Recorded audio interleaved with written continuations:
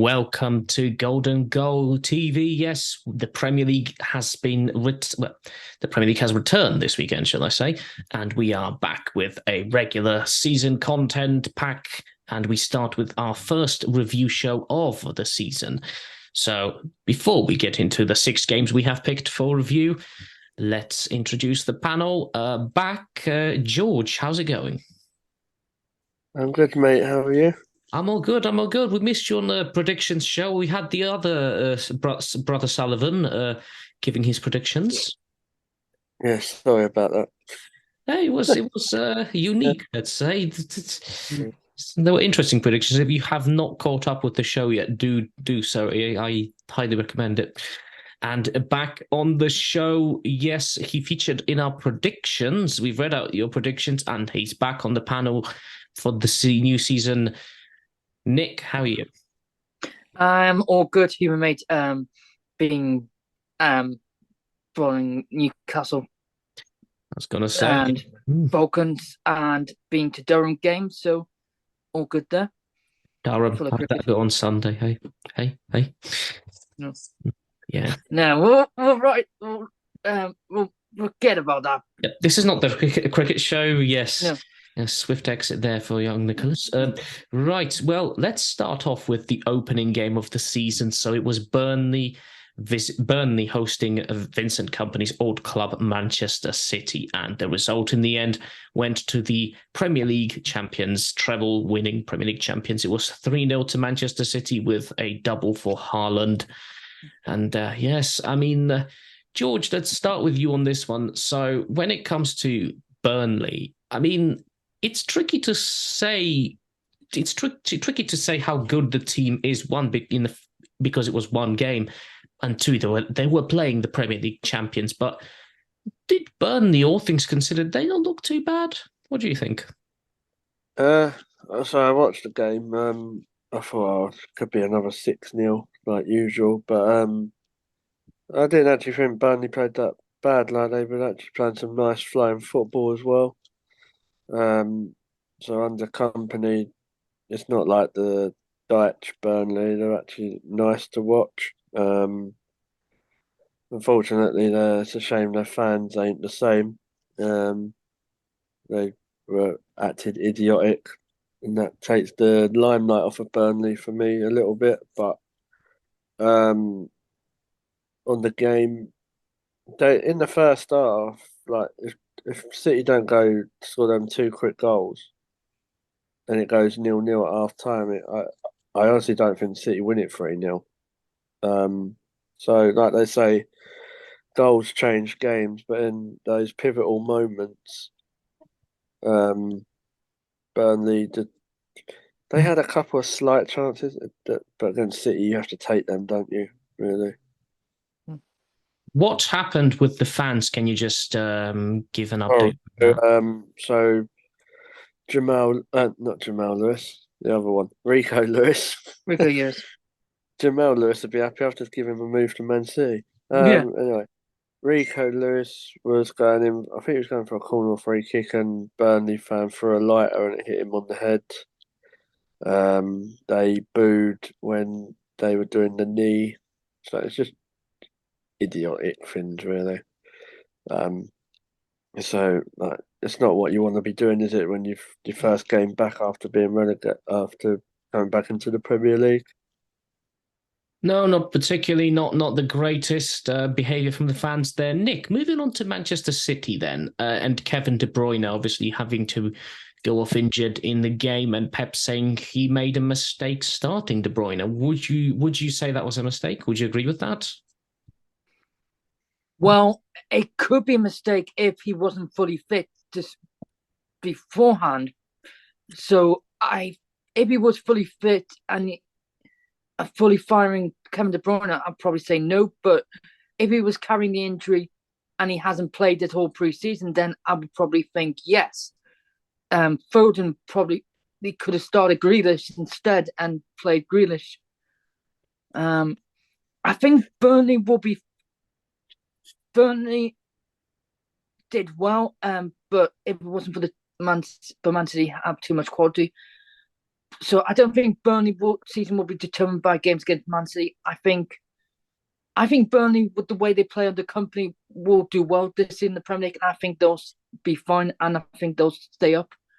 It's just a shame they're gonna have a two. They're gonna have to wait 2 weeks because their next match, the match this weekend, has been postponed because of Luton with their ground issues.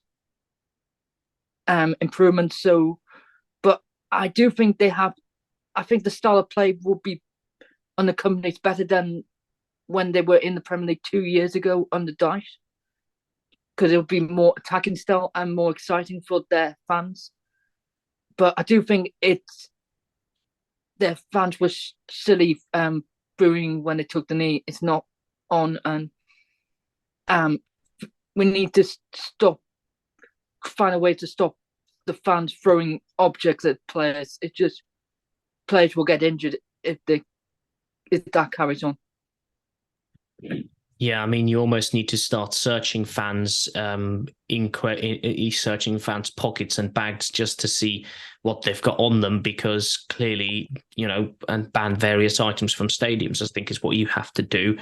When it comes to booing while taking the knee, okay, I appreciate that. Probably not everyone is keen on the idea. Not everyone supports the idea. That's fair enough. But at the end of the day, just be respectful, because it is here to stay for however long it will be here. And I've had the same problem with Millwall fans a few years back when they played QPR in the Championship. And I said, they shouldn't have done that. And it's disgusting, quite frankly. When it comes to Burnley, I think it's tricky to assess really what they are like. They've only played one game. And to be honest, the fact that they weren't hammered by City 6-0 shows that maybe they are not as bad as they were before. And they do play a very different style to what they did under Sean Dyche. So I think Burnley have good hopes there and good potential there. When it comes to Manchester City, I mean, Haaland, he looks like he's back again on form, scoring 2 goals. Don't think there's much stopping him, really. When it comes to Kevin De Bruyne, not sure if he's on his last legs, De Bruyne. Maybe he might move on. I don't know. Depends. Let us know in the comments when you watch this show after it's been recorded, and we will read your comments, some of the comments in the next show later in the week. We'll read some of our favourites. We'll move on to the next game, and George, we'll start with you because you were at the game, and there's quite a few topics to discuss here, which we'll do in turn. But first, let's get your thoughts on... it was a good win for Arsenal. Not fully convincing, but it was the main 3 points that you needed. What were your thoughts on the game? So obviously we'll come to the other stuff around the game afterwards, but on the game, I thought first half we started a bit sluggish and then grew into it. I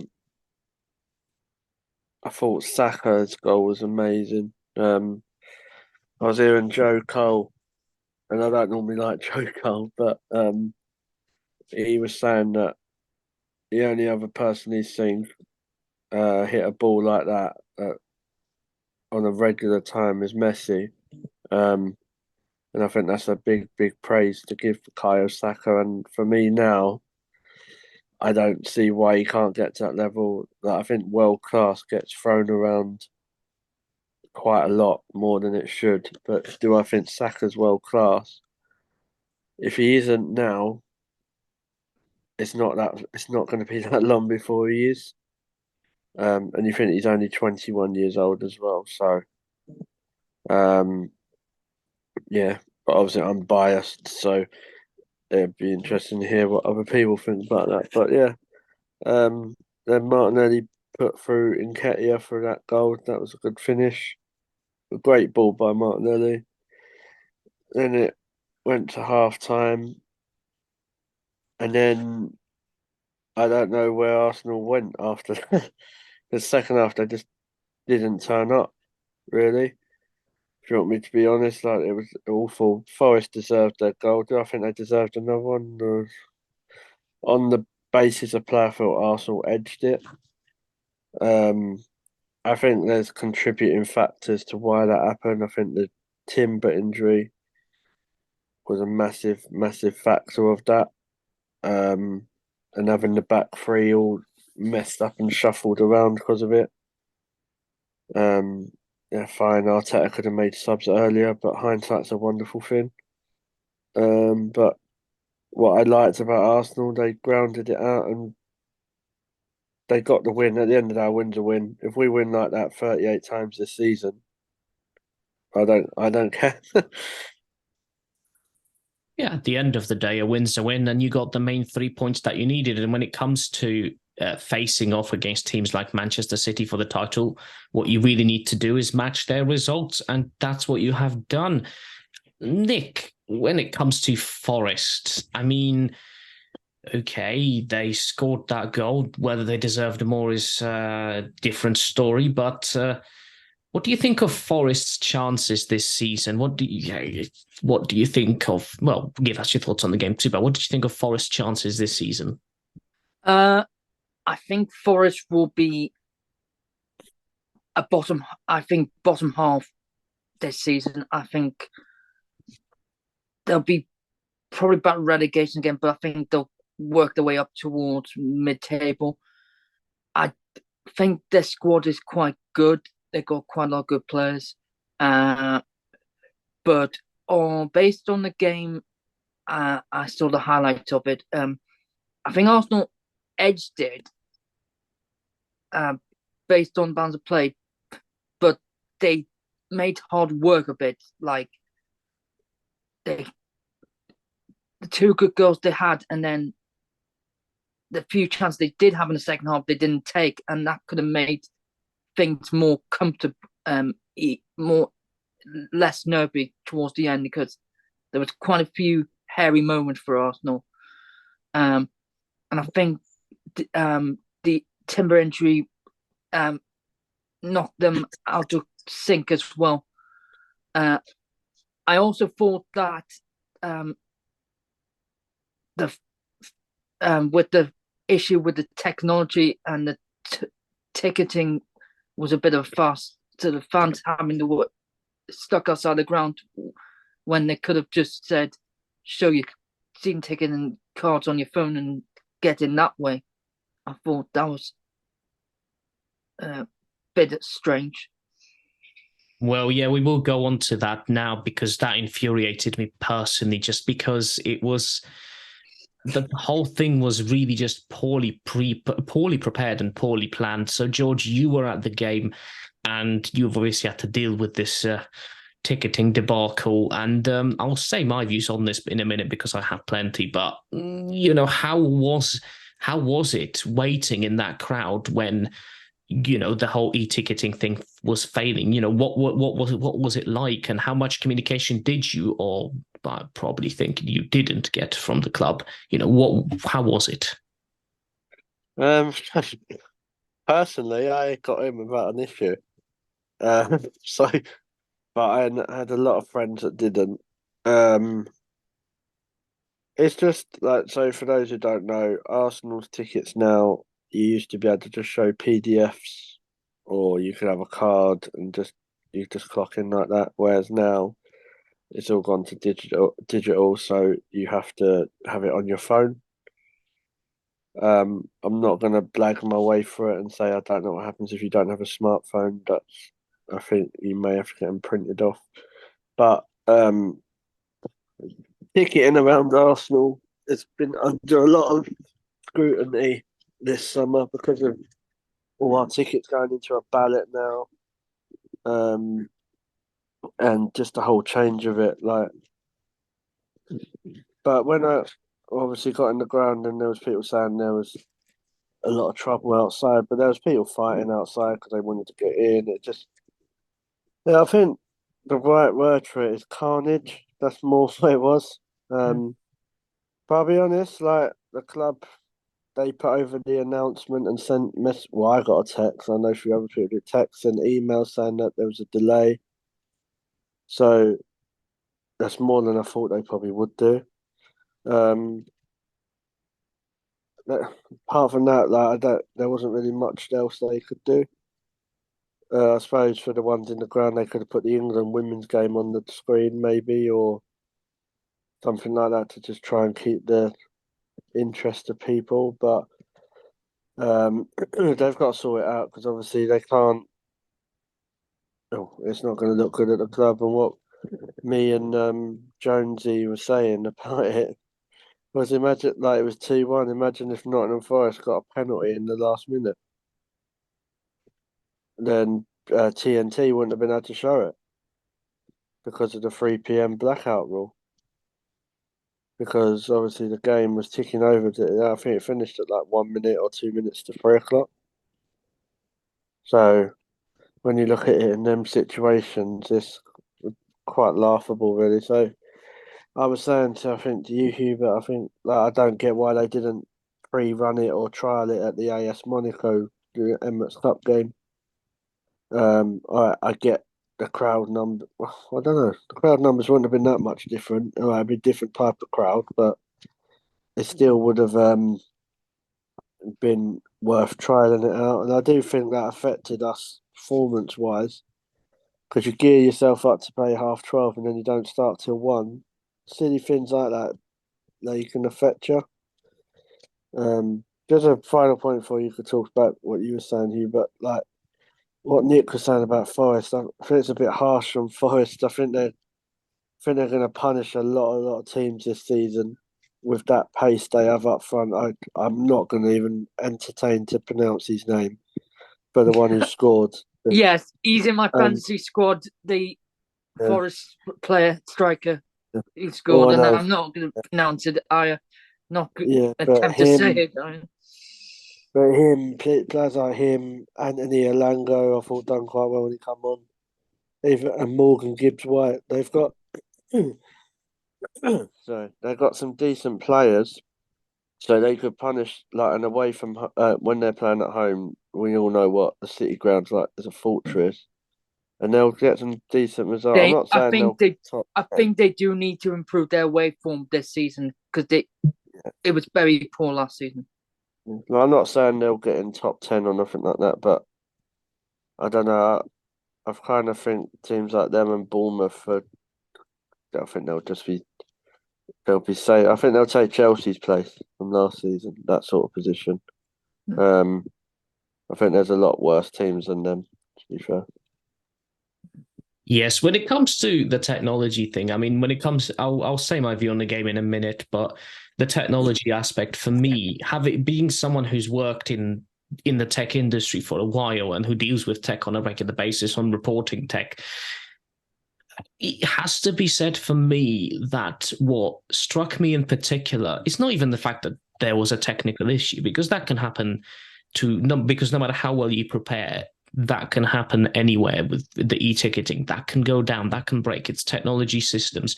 We know they break. What struck me as a Premier League club, and this doesn't only go to Arsenal because this issue happened at Selhurst Park last season, is the fact that there was no backup. No immediate backup option. So as soon as the ticketing system went down, someone out there at the club should have said, right, this is down, plan B, just get people to show you their phones and let people through, otherwise we're going to have carnage. No, that didn't happen. Instead, they just said, yeah, we're going to try and fix it and delay everything by half an hour, which for me, with that amount of people and the fact that the event was televised and had a time limit of the 3 p.m. blackout rule, which is something that they are looking to take away, but that's a topic for another show. But the point is simply they were ill prepared, and the plan B was, well, either not there or was realised too late. I don't know if they actually went to plan B, but the fact that there was no plan B and everyone just panicked, to me, is so ill prepared. Like I said, and me, you, George, and Nick both all said it in the WhatsApp group. This should have been tested multiple times. And it could have been like at the Emirates Cup. So, yeah, this should. Well, not even that. They could have tried it last game of the season. They could have tried it multiple times. Because there was nothing really on that game either. It was just a Premier League game, so they could have tried it. And there was talk at that time doing it then, so they could have tried it against. I don't think we played. Was it Wolves? I think it was Everton. Everton, you played. No, Wolves. Sorry. Oh no, it might have been Wolves. I get confused because I know one of them was Everton. Right, so They could have tried it then. They could have tried it at the Emirates Cup. And I don't know. Like all I know is how they got in the end is that people just scanned stuff. So I don't. It don't make sense to me. I get people you want to go digital, and maybe it work on the whole. Maybe it's a lot easier, but it isn't when the machine goes down. Like, all right, fair enough. You can't plan for that, or we can plan for it, but you don't want it. You don't want that to happen. But they could have said, "Oh, anyone who's got PDFs, because every ticket you get is PDF'd. Like, you always get that email." So they could have just said, right there go, bang, let them in. If they can't show proof of that, then they don't come in. They It's could not just show hard. the phone screen. It's not that difficult. I mean, the plan B was such an obvious plan that they should have jumped to that immediately rather than kind of debating and attempting to fix it when time was of the essence. Really. When it comes to the game itself, I thought Arsenal edged it. Saka, brilliant goal. Eddie Nketiah scored. Is your bet with Tommy going? Is that happening again? Are you doing a part two attempt at it? No, I'm just hoping it adds 5 million onto his value when we can sell him. Yeah, hopefully. When I saw Eddie Scoops playing, I was like, oh, in the pub, I was like, he's absolute useless. And then he went and scored. It's kind of what happened in the WhatsApp group a few years ago, and we were watching Europa League, and Dan James scored after Jack said he's shit. So yeah, Or buy one with Lacazette. yeah, that's a very well-known one on Zoom. Yes, we've had that multiple times actually. Timber injury, I felt for him because it was his debut in the Premier League, and it looks a very serious injury. I think the fact that he might be back in December is a very lucky return for him. So feel for the guy, but plenty to go still. I think it's too early to tell much about any team at the moment. So, it's worth keeping that in mind for the games we review. We move on I just to... want to touch on the Timber thing because I didn't really talk about it. Um, I'm absolutely gutted for him because like in the last two games he's been our best player. Um, but hopefully I don't think anyone really knows how bad it is yet. I'm hearing a lot of rumours that he's torn his ACL, but and then I'm hearing other strong rumours that saying if he could be out to December. So if he's out to December, then he hasn't done his ACL because we all know what ACLs are, how long that Yeah. is. Personally, I'm hoping like best case scenario for us is that he's just bruised his knee bone, and I know that might sound like really childish and like nothing. It don't mean nothing for people to do that, but it does. It's a dangerous injury because if he's any other whack, then he could snap it. If you bruise a bone, it softens it. So my only criticism about it is that whoever like Timber said he was fine, he went back on. For me, they should have. I know, like I say, hindsight's a wonderful thing, but they should have said, They "No, should have mate." taken no, Just no. They should have taken it. They should have taken yeah, him off. They've got and medicals there for a reason that should have made a judgment. and it's the same medical team that basically messed up with Saliba against Sporting. Was it Sporting? No, Olympiacos. Like he was carrying a bit of an injury, and they decided to play him, and then he made it worse, and then technically cost us the title because I think if Saliba's there, I honestly think we win it because we don't. I don't think we'd drop points at West Ham and Southampton, but obviously that's the past. But so there's something. I'm not saying they've got to sack the medical team, but they've got to do something because it's happened too many times now where they've just pushed it too hard and then we're we're worse. We're worse off because now technically, realistically, they should probably have to go and not get a replacement for Timber because realistically, he was playing at left back when he's more there for centre half or right back, but he was just doing a job because Zinni's injured. But now it means they'll probably have to go and bring someone else in who can play in more than one position, which they probably wouldn't have wanted to do. But then they'll be like, do we want to do that or just loan someone? I don't know what the club are going to do, but I don't think they're going to do anything until they sell some players. I did see Holding could be going to Villa, which I was surprised about. It's going to be So cover for Mings because of his injury. Yeah, they can have him for nothing, mate. He's useless. But so He's I, good at getting sent off against Tottenham. yeah, he saw the end of Harry Kane, though, didn't he? So, but yeah, I think with Timber, it's just really unfortunate. It's heartbreaking for him. But hopefully Zinchenko will be back soon. Yes, so there we go. We'll have to wait and see what happens. I mean, the bruised bone, have dealt with that this year, that's a bad day. That is a much worse injury, and it does take a long time to heal. Mine still hasn't healed after a few months properly, so it's an interesting one. Moving on to our next game, Luton's first game in the top flight, and it didn't go well. It was a 4-1 loss against Brighton. So we'll go to you, Nick. What are your thoughts on the game? I mean, not many people probably think Luton will win many games. Brighton, some people were certainly concerned about Brighton, that thought they might not be able to replicate much of last season. But what were your thoughts on how well did Brighton play? I thought Brighton played very well. Yes, they have lost players, but João Pedro played well and got his goal. Matoma, Marsh, Lallana all played well. Matoma was very dangerous. Him and Pedro linked up really well, and Estupiñán was bombing down. And they obviously, I think, arguably they should have scored more than 4 with the chances they missed.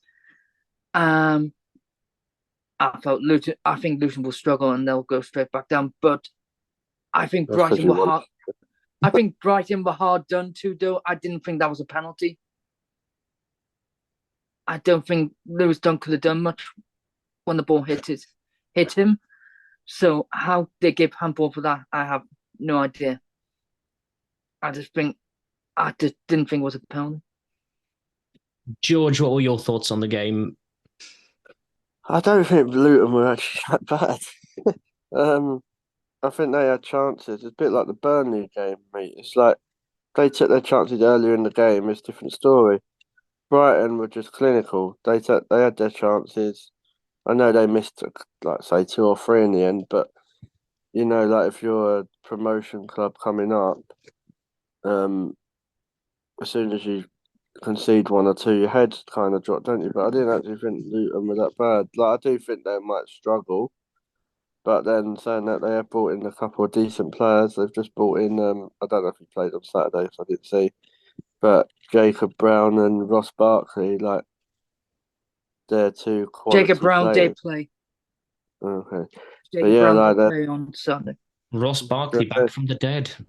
Yeah, like that's a very, very clever signing for me for Luton with Ross Barkley's Premier League experience. You think of what he's won and what he got at Chelsea. He played for England, so I think it's going to be another Nottingham Forest story with Luton when they've had their stadium done. I think Kenilworth Road's going to be um that's where they'll get the majority of their points, but I think they might surprise a couple of teams.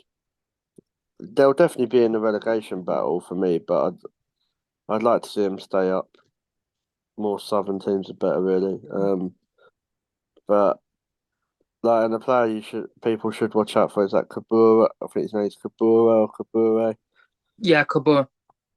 Yeah, like he was playing for Marseille last season, and now he's playing for Luton. So it's a decent. If you want to know how much, like someone who has a lot of passion, listen to their manager after the game. Like he can't even talk. He lost his voice. With Brighton, you know what Brighton's going to do? I think the problem with Brighton this season is because they've got so many options.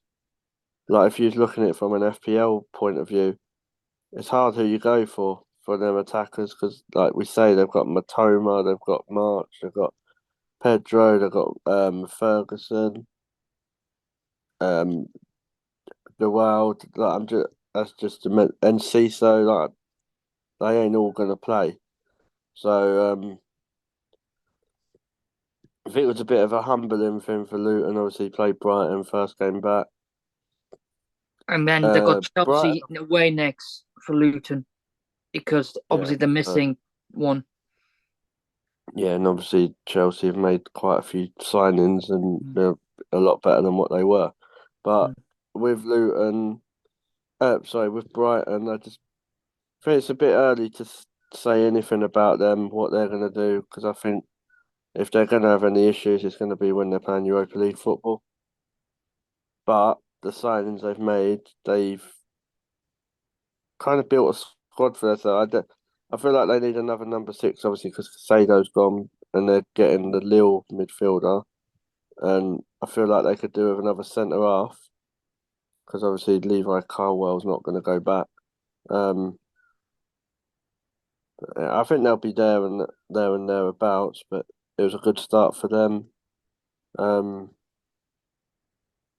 I just it's just a bit of a lift off their shoulders now, isn't it, with the Casado deal being actually sorted. So they can. I wonder if they're gonna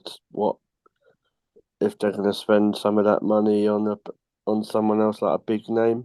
I know they're talking about Mohamed Kudus. Like if they bring Kudus in, then that's a brilliant signing for them. But I like to see Brighton do well.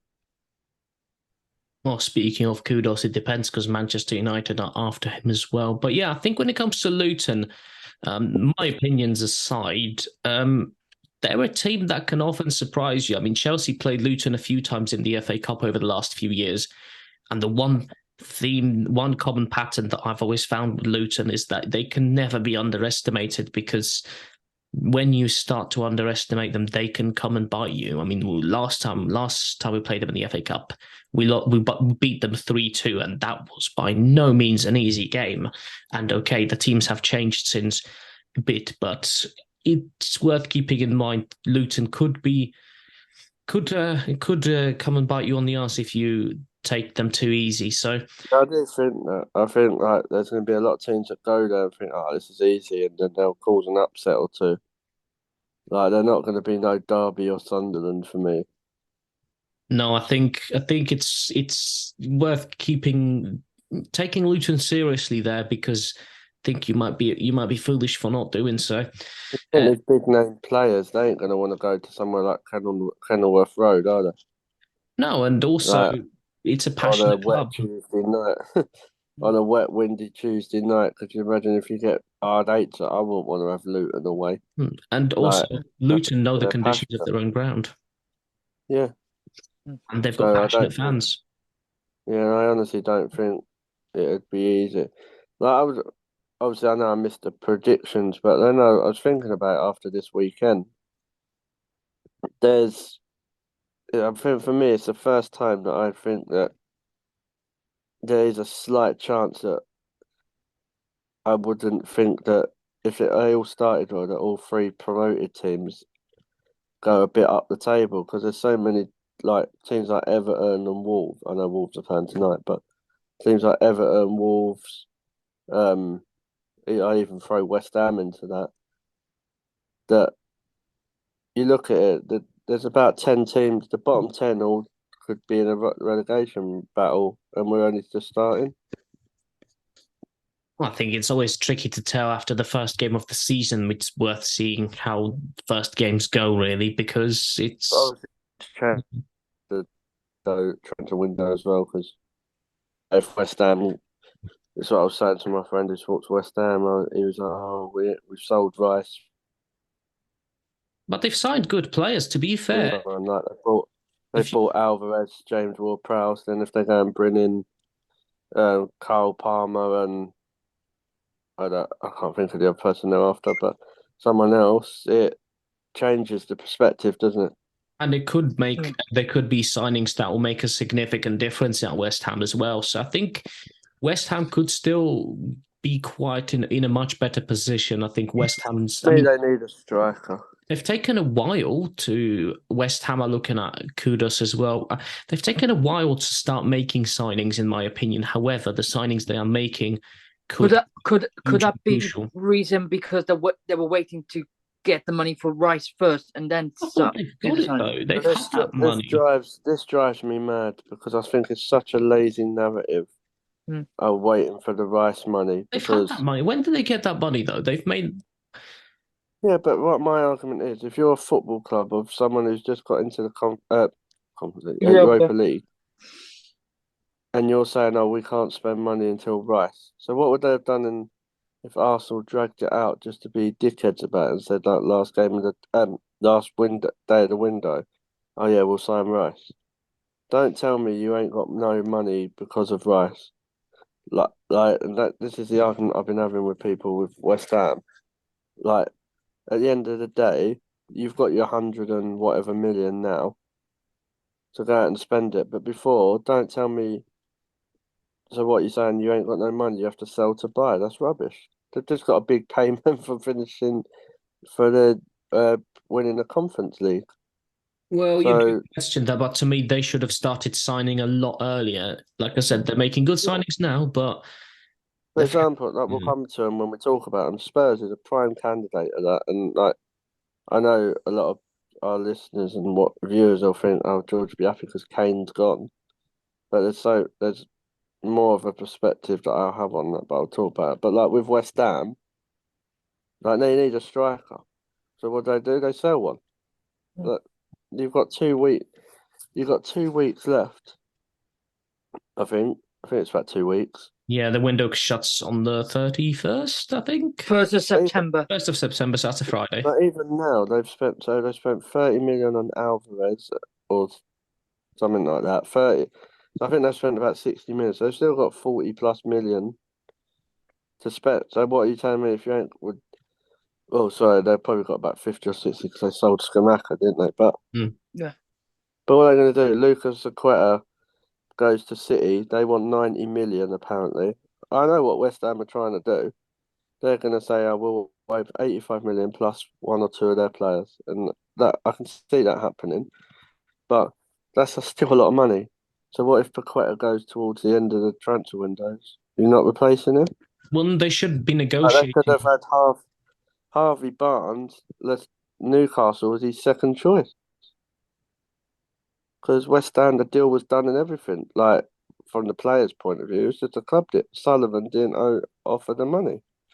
So, like you say, Hubert, why wait till like a week or two before the season starts? It's the part is also is the players they have missed out on as well that they could have, like you said, Harvey Missed Barnes. out on quite a few. They could Harvey have signed Barnes, a lot. Javier Boyas. Who was the other one?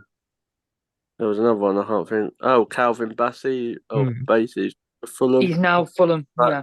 And that's a very good signing. I think that's a clever signing from Fulham. But I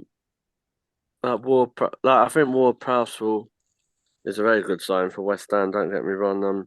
I'm surprised he went to West Ham. If I'm honest, like I thought, I wouldn't have said no to him at Arsenal.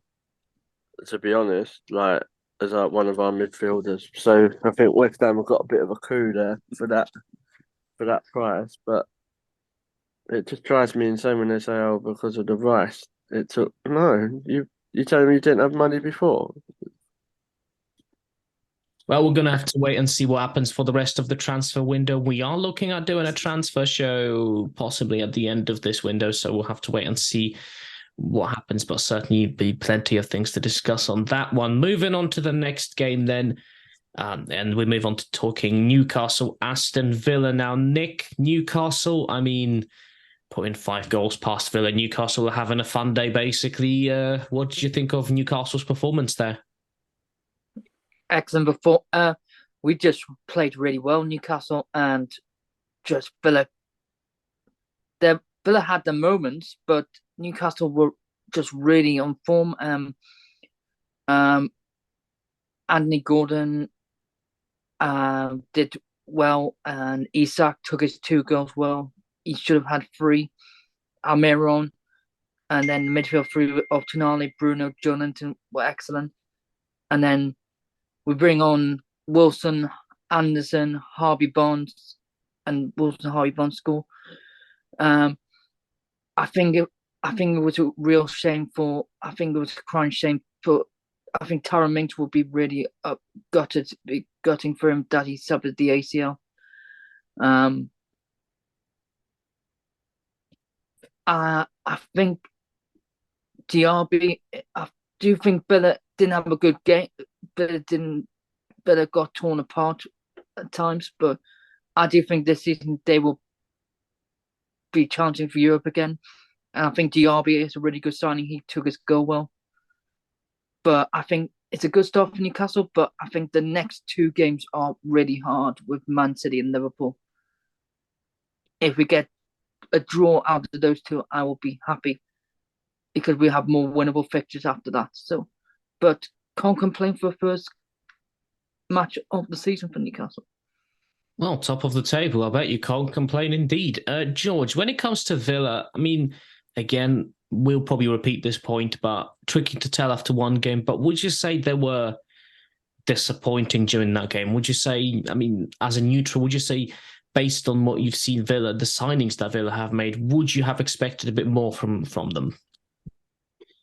Yeah, a little bit, to be honest. I thought they were quite flat going into the game when they was it like at one like they got themselves back in that game at one stage, but then it just fell apart from again. I do think the Tyrone Mings injuries don't help. Like a bit similar to the Timber one. I thought Newcastle played quite well. They were like just clinical, really. I still think that Newcastle have a weak spot on the left hand side at that left back role. And I think that's Yes, why I they're looking definitely at. agree. We need a left back and we need a right centre back before the window closes. If Yeah, Share goes down injured, we don't have a good enough right centre back to cover. and that's where I And think that it should be punished personally. But Villa, I think Villa, you just got to get in time. You got to think they've added Yuri Tielemans, Musa Diaby, Pau Torres. I don't think Moreno played. no, he's injured. Moreno's So injured. he's a big loss for them. So I think they'll miss Mins, but then they have got Pau Torres, Don Carlos, and Ezri Konsa. So they've got options, you know what I mean? But um, it's always nice seeing five put past Martinez anyway. Um, He should have been sent off actually as well, Martinez. yeah, I was going to say that he should have gone. One thing I will say, in Newcastle, I thought they'd done well, but this is what I mean. Do we, as neutral, so obviously only me and Hubert can answer this. I don't think Newcastle really see themselves as big clubs still, even though they're in Europe, Champions League. Like, and Nick's not the first person I've heard say it. Like, oh, we'll take a point from City and Liverpool. How many Champions League playing teams do you hear say that about their other teams? I don't hear many.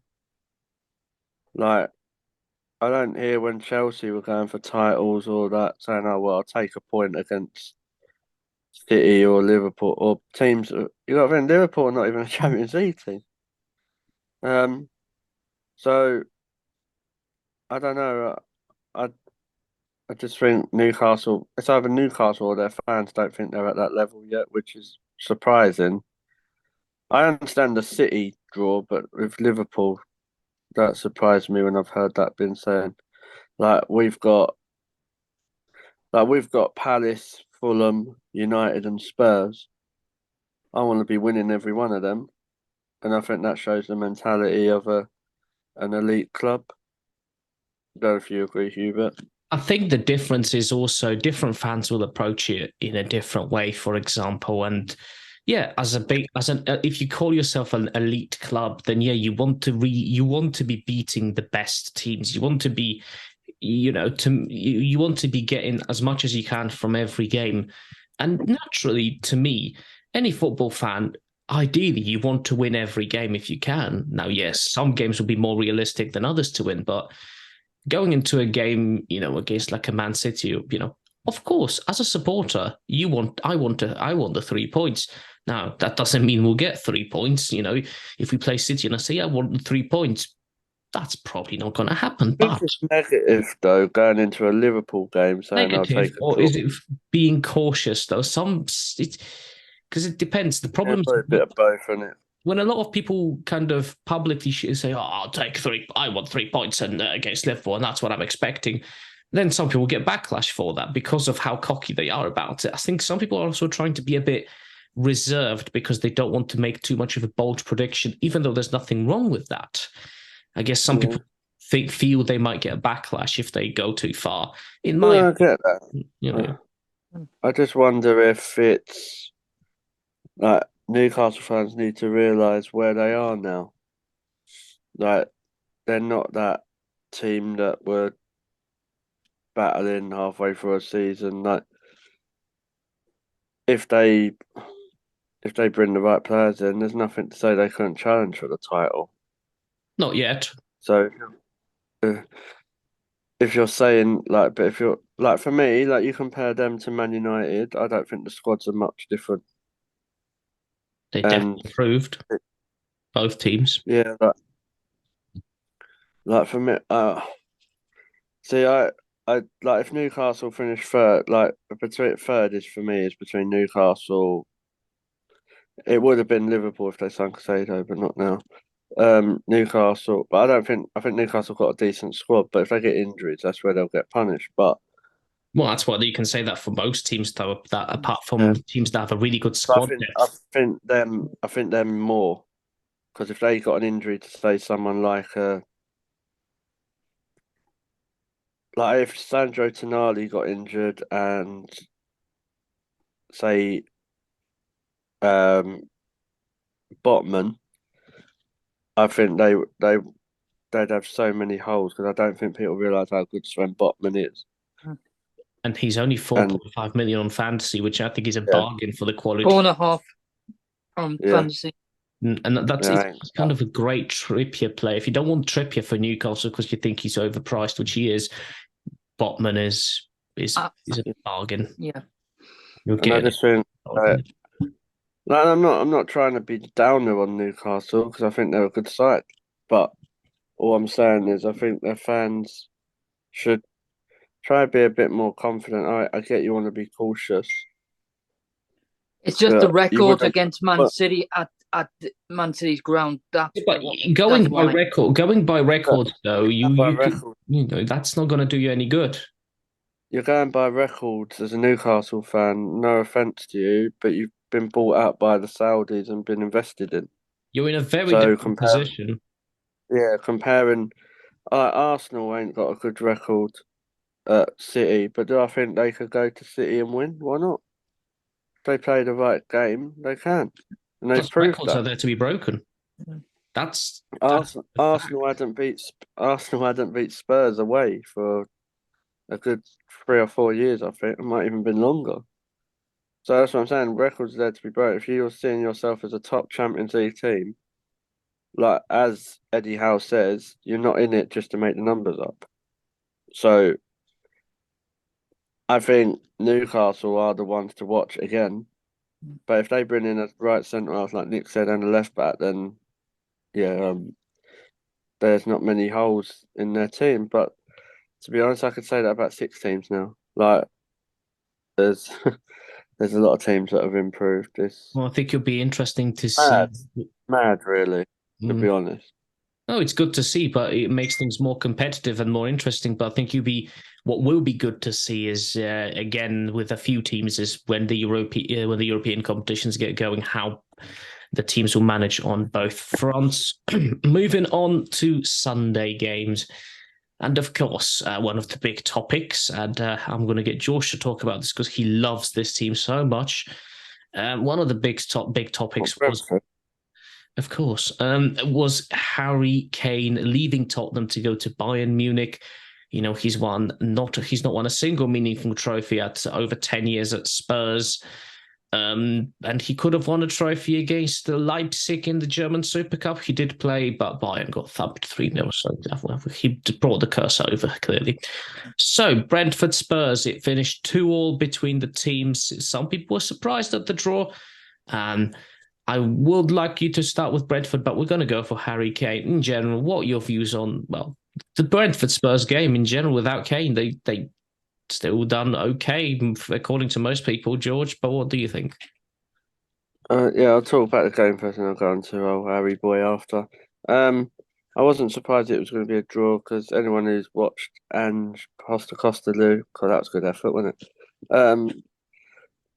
it? Teams know that defensively he's not that strong, but attacking wise, you're going to more likely get your 3-2s or 2-2s. Like watching him when he was a manager of Celtic, we had a similar thing. And Brentford, a decent side. Like again, bastard, they're a decent side as well.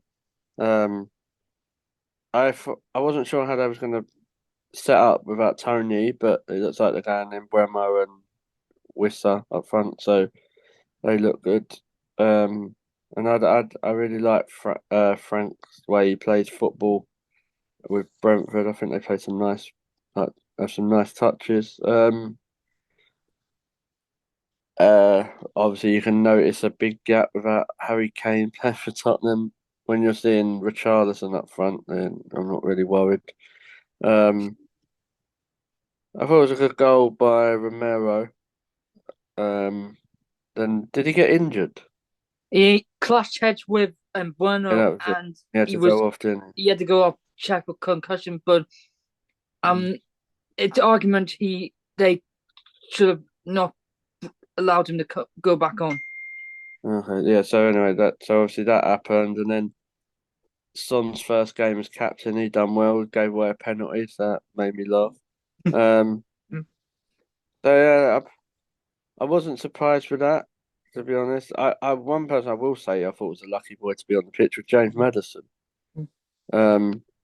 He was flirting with a bit of I danger stuff actually there. you that would be interesting because I actually didn't see this game because I was at tennis yesterday. So Yeah, so like he was just diving in for a lot of time, and just letting know Man United 0-0 at half time. Um, there was a lot of dangerous tackles flying around, and so and obviously he's got that number 10 top now because Kane obviously's left. Mm. But I do think he'll be um I think he'll be a good player for Spurs. With Madison's good, whatever. But Mm. and about the Harry Kane situation, I think it's just a bit of a farce, to be honest. Like we've all kind of known there was a chance of him going. I didn't actually think he would go. Well, Um, did Abdi? I, Abdi said he wasn't sure. I thought he'd bottle it, but then when I heard they agreed a deal, I was like, no, he's going. Um, so at the end of the day, he's give Tottenham his life. If I'm trying to think about it, it's level-headed. Like he's England captain, one of the best, if not, he's definitely the second best striker in the world. And he's won nothing. Well, apart from the LG Cup and the Tiger Cup, but um, so yeah, have fun in Germany. Really, obviously you can take the boy out of Tottenham, but not the Tottenham out of the boy because they still lost the final. But I already know what's going to happen. Arsenal are going to probably get Bayern Munich in the Champions League, and Kane will get a penalty. So I already know. I'm preparing myself for that. But I don't blame. In one sense, I don't blame Kane for going, but in the other sense, I do because I'll be like, I get what Abdi was saying. There was other better options than Munich. I think that Munich's a very decent option. Like, there's no reason they can't go and win the Champions League now but could it with Kane have in that waited team. till next summer, Kane, and then he would have had way more options going on a free? But he could have had more options. But then I don't see what club takes him. It's like saying getting him on a free, but he has wages to pay. He And ain't going also clubs Chelsea. might have gone for a better, might have found someone by then, and might have not been interested in Kane. A year's a long time. Like he's 30 years old now. Like God forbid, I don't wish anyone an injury. But look at Timber. All it took was Kane to get an injury like that. Yeah, he could have gone Real Madrid, but I don't think they won't go Kane and Mbappe. He ain't gonna go to Arsenal because it's a different situation Yeah. to what Sol Campbell was. Mm. Man United potentially, and then I don't think so because of Hoyland. Chelsea definitely not. No, no. So like, where his options ain't maybe PSG, maybe, but then they have just signed Don Carlo Ramos. So I don't I don't think there's actually many options. Not for at that time 31-year-old. Mhm. So he's probably thought, oh, I'll go there, and Levy ain't letting him go on a free. So whatever happens, but what will make me laugh? They done this with Bale, and they did. What did they spend on it? Like they didn't They use that spent money it back. on. No, they like bought loads of players with the bail money, and not many of them worked. Actually, they all flopped.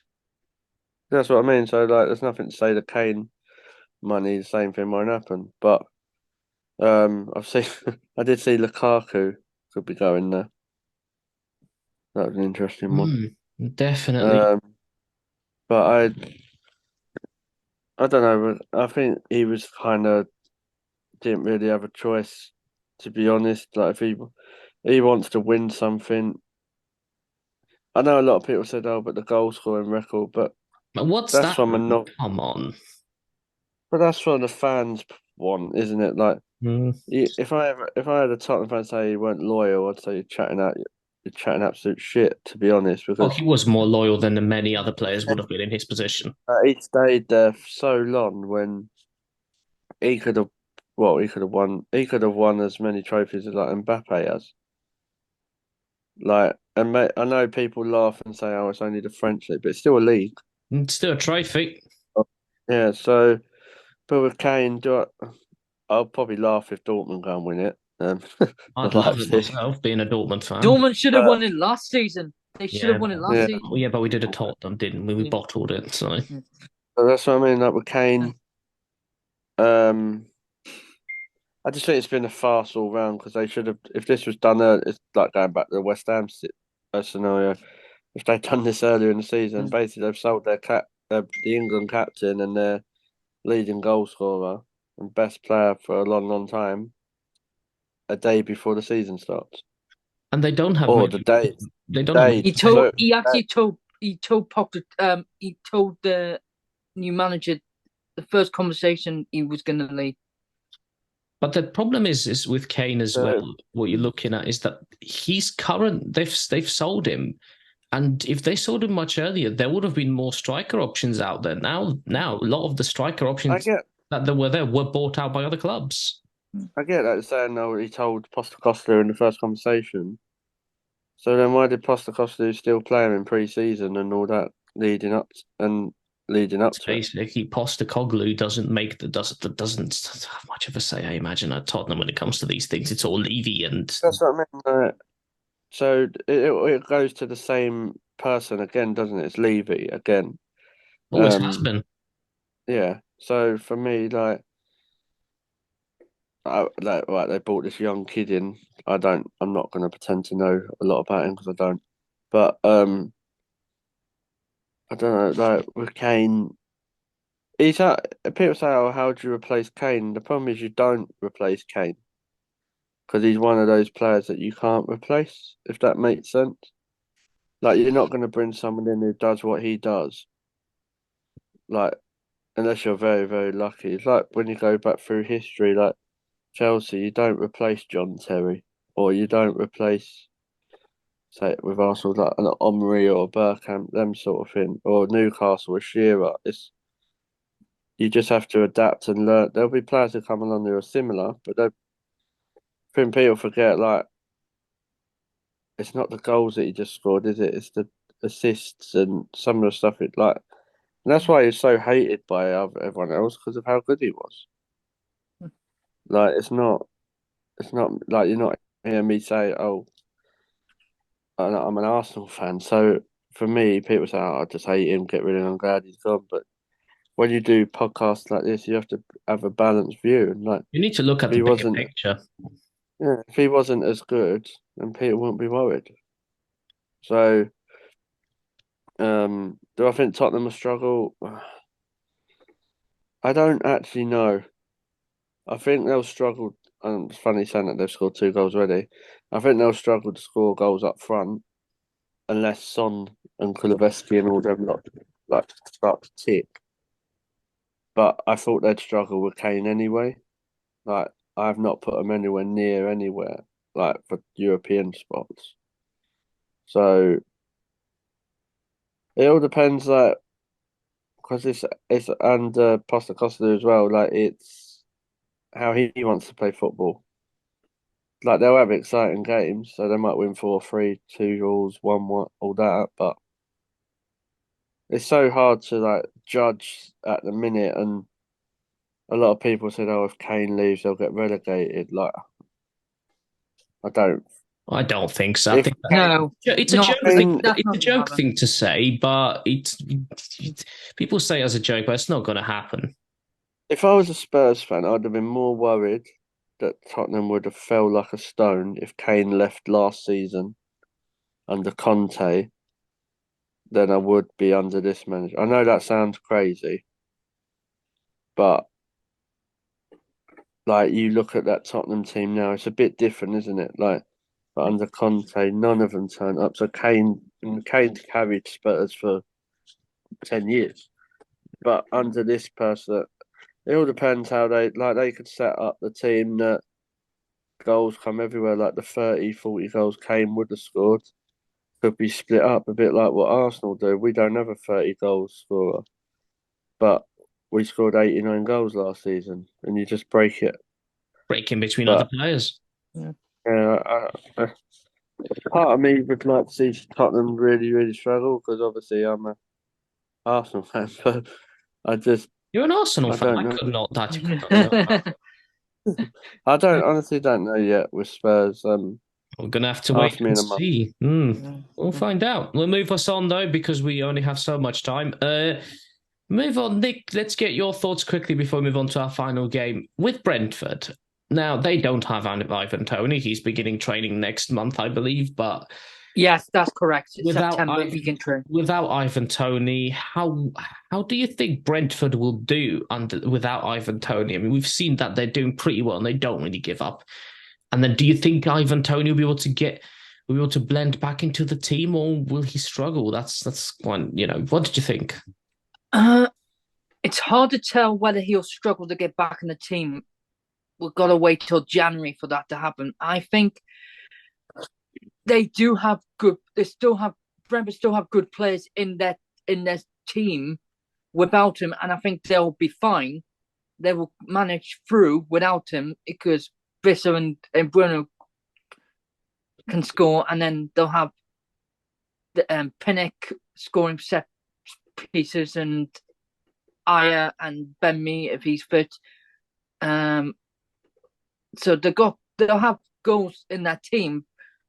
I think Ivan Toney, because he scored so many goals before the ban for them, I think Brentford will once it's served, I think he'll come back into the squad and play for Brentford. And then I think I think they need to look at his contract anyway because I think it's end of next season it runs out. I think. Yeah, I can see Tony leaving. Personally, Not yet, but I do think Brentford will be all right. I think they'll be challenging for. I think they'll be top half, but not as good as last season. Well, we'll wait. I could see it from January. I could see it from January, Tony. There's teams out there that need a striker to do what he does. If someone offers you 40 million for Tony, what I don't know if Brentford would reject. Like, Especially Arsenal Brentford need will a do well striker. without Tony. Arsenal need a striker. Tottenham need a striker. Not an impossible theory, especially that, like I said, if by January Brentford are actually finding themselves doing pretty well without Tony, we don't need him. The only reason I say there's more of a chance with the Arsenal rumours with Tony and Tottenham because Brentford have bent over backwards with this David Raya deal. Not many teams would do that with Arsenal, so they must have a good relationship. With saying that do the Raya loan deal and then the £27 million option. like I was shocked when I saw that because it helps every club round, but it builds relationships. Problem with Tottenham when they buy players, Levy alienates people because we're like you look, let's see how many people, um, sorry, players and managers that have rejected to go there. Well, It it's doesn't you don't can base on really the last happen. 15, 20-year history though. That Yeah, Okay, we move on to one more game. Because there's a lot of points that could be discussed on a separate show when it comes to general things. But we'll move on to Chelsea. Derby. And would you say? The Casado Derby. Oh, yeah. I mean, if there wasn't bad blood between Chelsea and Liverpool before, then there's plenty now after Casado and Lavier.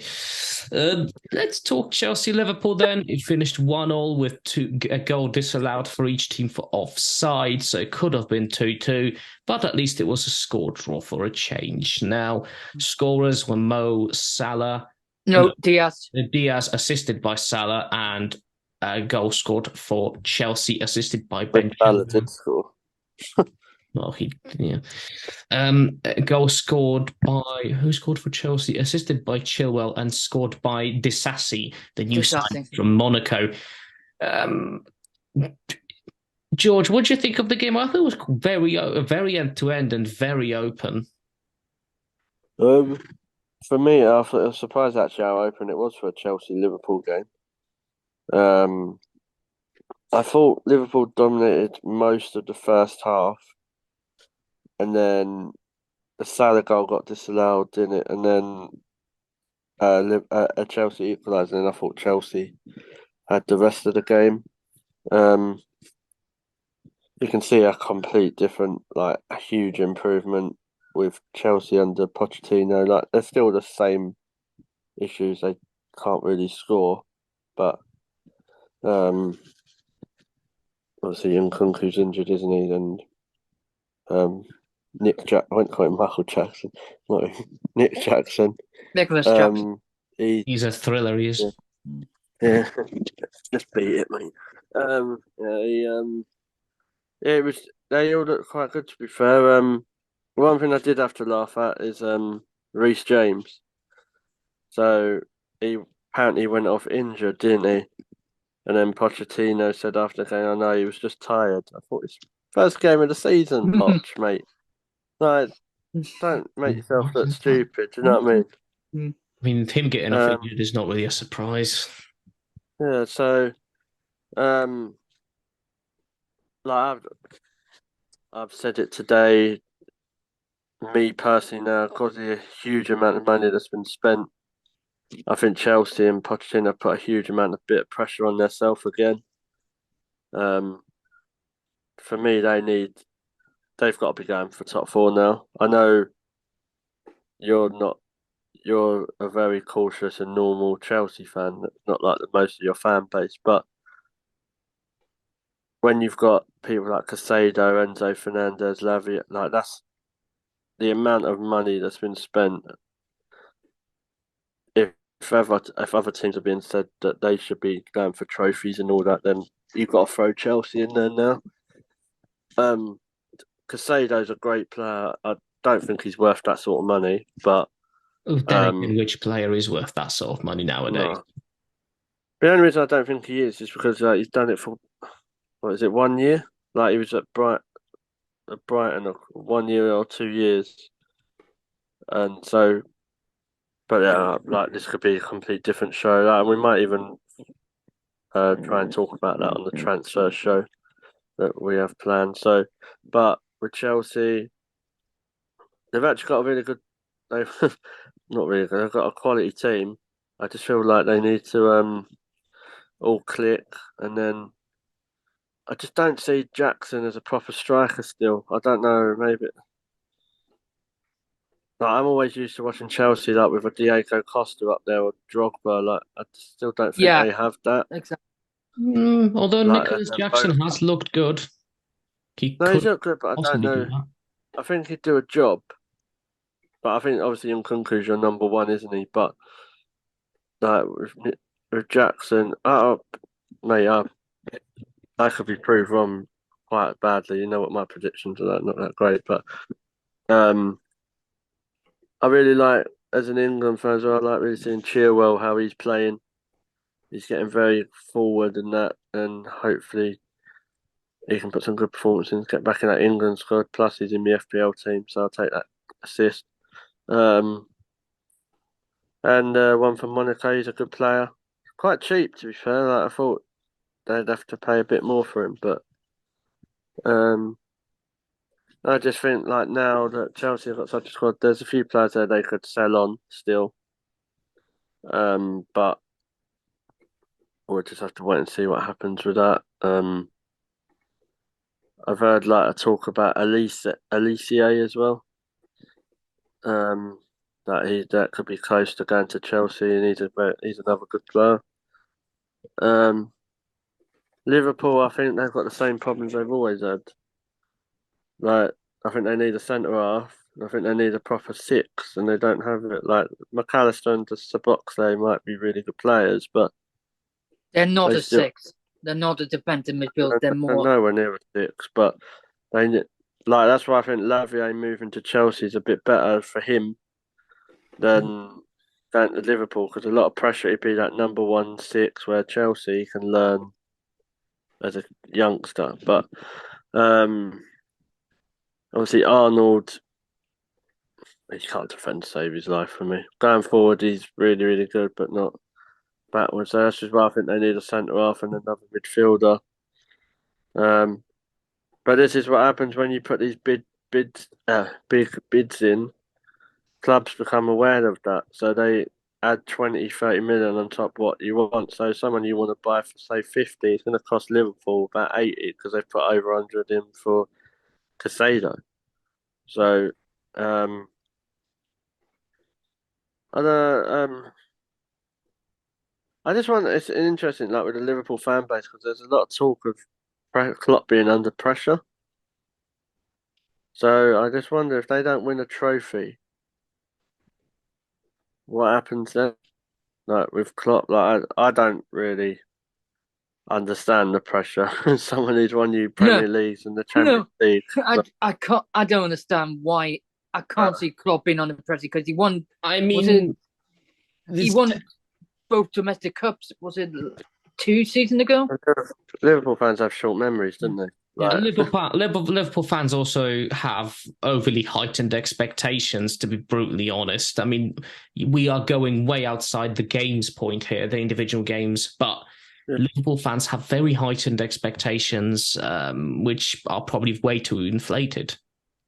Yeah, but that's what I mean. And then it kind of relates to the game as well because they'll be like, "Well, we should have beat Chelsea." Yeah, well, I think like a draw was probably a fair result, but I'd just be interested to see like with Liverpool.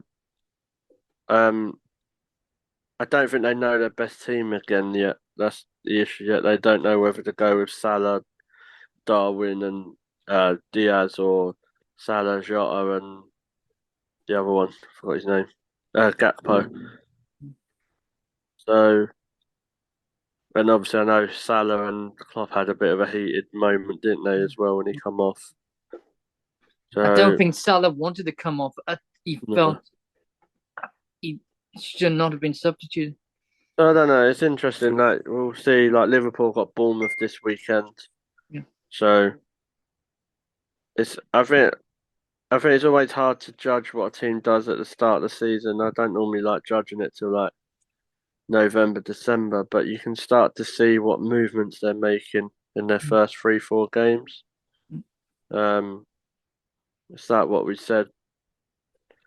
I think the ambition for Liverpool, I think their biggest thing is to keep people like Van Dijk fit. Because if they don't have Van Dijk, then they ain't got nothing else. Let's be real, have they? Well, let's go to Nick then. Nick, what were your thoughts on the game?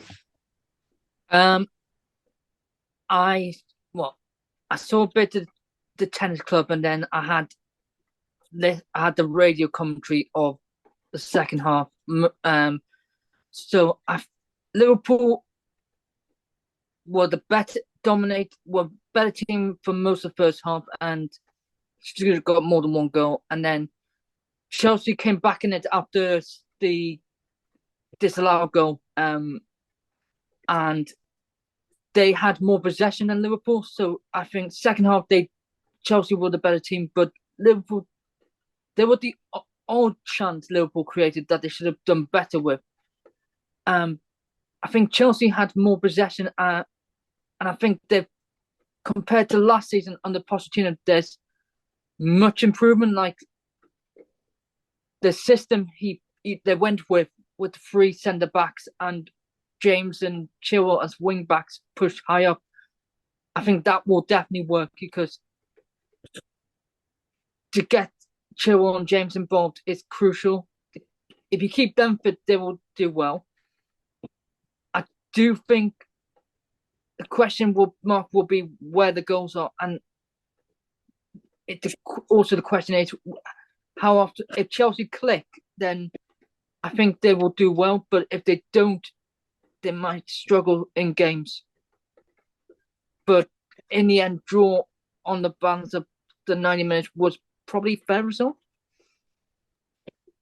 Yeah, I'll agree with that. I think, in all honesty, it was a much better looking Chelsea. And yes, it's only the first game of the season, but I'm sick and tired of repeating that. But we looked much better. We looked much more bothered about what was going on and what we were doing. And when people said Pochettino will get the best out of the players he's got, I think, I think he will deliver that. Yes, when it comes to Chelsea, Jackson, is he a proper striker? We'll have to wait and see about that. I think Nkunku will be very good attacker for us, but unfortunately he's injured, so we have to kind of make do with what we've got in that position or who we can put in that position. Ben Chilwell, love the look of Chilwell, doing really well. Disasi is very good. I've not known much about him, so it was interesting and good to see him do well. Because my knowledge of him wasn't very good, but he seems decent. Reece James, I don't know whether he's injured or not. God knows these days. But what I do want to point out is the player that came in for him during the game called Gusto. Italian under 21. And I'm impressed. I think he's a good backup for James. He's not the same quality, but I was saying a lot last season is that we need backups for these players who get injured often, especially. And I think Gusto is a very good backup for Reece James. Definitely a good player to have on the cheap side of things as well. May not be. Sorry? He's 4 million on FPL. And also, he may not be a regular starter, but coming off the bench, you never know. And if Reece James gets injured, you never know. But the big point for me, and again, the way we do transfers baffles me gratefully here. So we sold Mendy to Saudi, which I thought was a mistake. I mean, okay, he didn't have a good season last season, but which player did at Chelsea? I mean, okay, Kepa wasn't a great keeper, but we just loaned him to Real Madrid. And my question is, I mean, what were they thinking? We've got one decent keeper now in Sanchez. And then our second choice keeper, well, no one knows who he is and no one knows what the hell he is. We don't have... Yeah. He used to play for Fulham, didn't he? My concern is we shouldn't have loaned Kepa. Not unless you had an option. Hmm? Not unless you had like a different choice. Exactly. And we don't have one. We not exactly but invested in the goalkeeping department to get another second choice keeper. So in my opinion, we potentially shot ourselves in the foot with the goalkeeper situation quite badly. God forbid Sanchez gets injured, we're buggered unless we get a replacement in the next few weeks. And that, to me, is quite frankly stupid. I thought with Sanchez, he'd be a good number 2. I didn't think you'd be getting him as a number 1. Plus, you got to think he got dropped for Brighton, didn't he, halfway through the season? I know Exactly. he had a row with De Serbi, but if yeah, I was a bit surprised when I saw Sanchez as your number one. I think he's a good goalkeeper, but he ain't really got any competition now. Fair enough. It Put kind him of at goes number back to one, the but conversation we've had before with David Raya, but well, the um, second choice keeper though, that to me baffles me because we've almost literally all we need is Sanchez to get injured to get a clear picture of how bad that decision was, in my opinion. yeah, Remains to be seen, but well, hey ho. There we go. That was the show. Plenty of things to talk about, and as you can tell, a lot more topics to discuss in the future. I think, and definitely a lot to be discussed on the transfer show, which will be a biggie. I think when we do it, because there'll be a lot of things to talk about. So I'm gonna try and get some guests as well for that. So keep tuned. We'll look into that. We'll look into doing a good show. Be prepared for a long show then, because I can think of a good few topics there, and probably things that can come up as a result as well during the show. So thank you, Nick. Thank you, George, both for coming on. We are intending to hopefully be back for a review for a preview show on Thursday. Whether it will be live or pre-recorded, we'll just have to wait and see. But yeah, we'll preview the next weekend's fixtures. If you wish to come onto the show, um, whether it's live or pre-recorded, you can let us know. We are on Twitter at Golden Goal TV. You can talk to us in the Facebook group, message us in the WhatsApp group. We would love to have as many of you coming on the show to represent your very different clubs. You know, we don't want to have constantly long conversations about Arsenal. So if you want to talk about your club and you don't think your club's getting the coverage, don't moan, just come on the show, is what I'd say, because the only way you can increase your own club's coverage is by coming onto the show yourself and having your say. So please get in touch with us. We would like to have as many contributors as possible to mix things up a bit, and from as many clubs as possible too. So yeah, follow us on the socials and also subscribe to the channel, like this video, share it, tell your friends. And yes, thank you for your support if you're already doing all these things, and yeah, get involved with the community. We do all sorts of things. We now have a Super Six League as well. It's never too late to join. The point scoring there is incredibly difficult, so you can join at any point. I joined yesterday. It didn't do too badly, to be fair. We do also do Golden Goal Predictor in the WhatsApp group. It's free, so come and join the fun. So yes, thank you all for watching, and we will see you hopefully in a few days' time.